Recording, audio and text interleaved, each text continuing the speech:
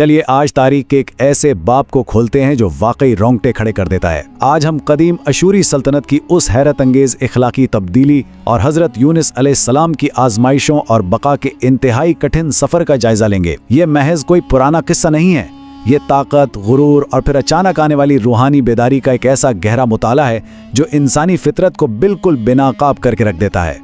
अब इस दौर को समझने के लिए तारीख के तालिब इल्मों को सबसे पहले अशूरी फौज की उस खौफनाक और जालिमाना शोहरत को जानना जरूरी है। मतलब इनके बादशाह इस कदर जालिम थे कि दुश्मनों की खालें खींचकर उन्हें दीवारों पर लटका दिया करते थे। बड़ी बड़ी कौमें इनका नाम सुनकर थर थर कांपती थीं।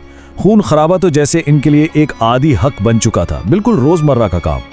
और इस सद का मरकज था नैनवा यानी निनवा। दरियाए दजला के किनारे बसा ये कदीम सुपर पावर शहर मुकम्मल तौर पर फौजी ताकत और खून आलूद बुनियादों पर खड़ा था। इसकी बुलंद बाला दीवारें और आलीशान महल ये सब मफतूहा इलाकों से लूटी गई दौलत का नतीजा थे। जरा तसव्वुर किया जाए, जब यहाँ की सड़कों पर सिपाही दौड़ते तो जमीन उनके घोड़ों की थापों से लरज उठती थी। ये उनकी फौजी ताकत पर मुकम्मल इन्हिसार का एक खुला सबूत था। यहाँ पर एक बहुत ही दिलचस्प बुनियादी कशमकश सामने आती है।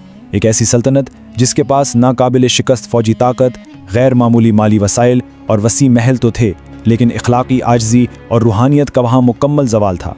इंतहाई गुरूर, बुतों की पूजा और लोगों को गुलाम बनाकर उन पर किए जाने वाले मजालिम इनकी शनाख्त बन चुके थे। इनका गुमान था कि ये जिस्मानी ताकत इन्हें नाकाबिल तस्कीर बनाती है, कोई इन्हें हरा नहीं सकता। लेकिन ठीक इस जालिमाना और सख्त माहौल में एक ऐसी अजीम हस्ती कदम रखती है जिसे तारीख मछली वाले यानी हजरत यूनुस अलैहिस्सलाम के नाम से जानती है। उन्होंने आकर इस मगरूर कौम को एक सख्त इखलाकी अल्टीमेटम दिया और उन्हें साफ अल्फाज में इनकी बदमालियों और जुर्म से बाज आने को कहा। चलिए देखते हैं कि आगे होता क्या है। पहले दिन जब 3 दिन के अंदर अजाब की पेशगोई की गई तो लोगों ने इसका सख्त मजाक उड़ाया और अपने कानों में उंगलियां ठूंस लीं। लेकिन तीसरे दिन जब अचानक माहौलियाती तब्दीली आई और एक खौफनाक काला धुआं शहर की दीवारों तक आ पहुंचा तो उनकी हंसी खौफ में बदल गई। उन्हें वाकई अपनी आने वाली तबाही का एहसास हो गया। और फिर आखिरकार 10वीं मुहर्रम की वो तारीख आई जो पूरी कौम के लिए आम मौफी का दिन बनी। यहाँ सबसे अहम नुक्ता उनकी आजिज़ी की मुकम्मल इंतहा है। ये तारीख का एक बेमिसाल वाक़या था। जरा सोचिए, एक जालिम फौजी सुपर पावर अवामी सतह पर आकर रहम की भीख मांग रही है। लोगों ने अपने महल छोड़कर खुले मैदानों का रुख किया, आलीशान लिबास उतारकर खुरदारे और तात के कपड़े पहन लिए, और यहाँ तक कि मासूम बच्चे और जानवर भी इस इज्तिमाई आहोबुका में शामिल हो गए। जिस्मानी ताकत के मुकाबले में ये आजिज़ी एक ऐसी सच्ची तौबा थी जिसने उनकी किस्मत को बदल कर रख दिया। खैर, दूसरी तरफ एक अलग ही वाक़या चल रहा था। शहर से दूर एक करीबी पहाड़ी पर इंतजार करते हुए हजरत यूनुस अलैहिस्सलाम को जब मालूम हुआ कि अजाब टल चुका है तो उन्हें निनवा के सख्त कानूनों का खौफ महसूस हुआ, क्योंकि वहां झूठ बोलने वाले को मौत की सजा दी जाती थी। इस शिद्दत मलाल और खौफ के बायस आसमानी हुक्म का इंतजार किए बगैर इस नबी ने बहराए रूम की तरफ वहां से निकलने का एक बेवक्त फैसला किया। ये हिस्सा हमारे इस मुताले में एक बहुत बड़ा मोड़ लाता है। यहाँ कहानी एक अजीम सल्तनत के बड़े बहरान से निकलकर एक अकेले शख्स की खामोश अंदरूनी और जिस्मानी आजमाइश की तरफ मुंतकिल होती है। एक ऐसी आजमाइश जिसका तस्वुर ही इंसान को लर्जा देता है और ये ज़ाती बका के इंतहाई कठिन सफ़र को उजागर करता है। होता कुछ यूं है कि जब उनकी कश्ती अचानक बेपनाह और जालिम लहरों के दरमियान बेजान होकर रुक गई, न आगे बढ़ती न पीछे, तो कदीम ज़माने के मल्लाहों का यह पुख्ता अकीदा था कि इनके दरमियान ज़रूर कोई ऐसा गुनहगार मौजूद है जिसने आसमानों को नाराज़ कर दिया है। तो सवाल ये था कि आखिर इस अचानक और गैर तबई अजाब का जिम्मेदार कौन था जिसकी सज़ा सबको मिलने वाली थी। यहाँ कश्मकश अपनी शिद्दत को पहुँच जाती है। कसूरवार को ढूंढने के लिए कुरानदाजी की जाती है। जब पहली मर्तबा पर्ची निकाली गई तो हजरत यूनुस अलैहिस्सलाम का नाम आया। लोगों को यकीन ही ना आया। उन्होंने दूसरी बार कुरा डाला, फिर वही नाम, और जब तीसरी बार भी बिल्कुल वही नतीजा निकला तो आसमानी फैसला वाज़ेह हो चुका था। समुंदर की बेरहम लहरों में डाले जाने से पहले उन्होंने अपनी जिम्मेदारी कबूल की। चलिए अब इस नाकाबिले तस्वुर तन्हाई की गहराई में उतरते हैं। एक ऐसी हालत जहां नबी को 3 मुख्तलिफ और मुकम्मल अंधेरों ने घेर लिया था। पहला अंधेरा इस काली सियाह रात का था। दूसरा समुंदर की अथाह और तबाह कुन गहराइयों का अंधेरा जहां सूरज की कोई किरण नहीं पहुंच सकती, और तीसरा एक अजीम मछली के पेट का दम घोटने वाला अंधेरा। अब जरा इस फर्क पर गौर किया जाए। एक तरफ नैनवा के वसी और आलीशान महल थे और दूसरी तरफ ये इंतहाई तंग अजियतनाक जिस्मानी कैद खाना। एक अंदाजे के मुताबिक उन्होंने 40 दिन इस कैद में गुजारे। इस दौरान वो शदीद गर्मी और तेजाबी माहौल से घिरे हुए थे। ये जगह इस कदर तंग थी कि बिल्कुल एक कब्र की मानंद लगती थी, जहां इंसान मुकम्मल तौर पर बेबस और अकेला होता है।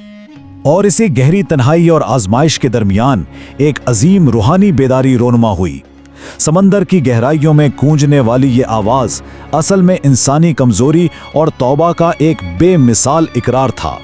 उन्होंने पुकारा, ला इलाहा इल्ला अंता सुब्हानका इन्नी कुन्तु मिनज़ ज़ालिमीन, यानी तेरे सिवा कोई माबूद नहीं और बेशक मैं ही गलती करने वालों में से था।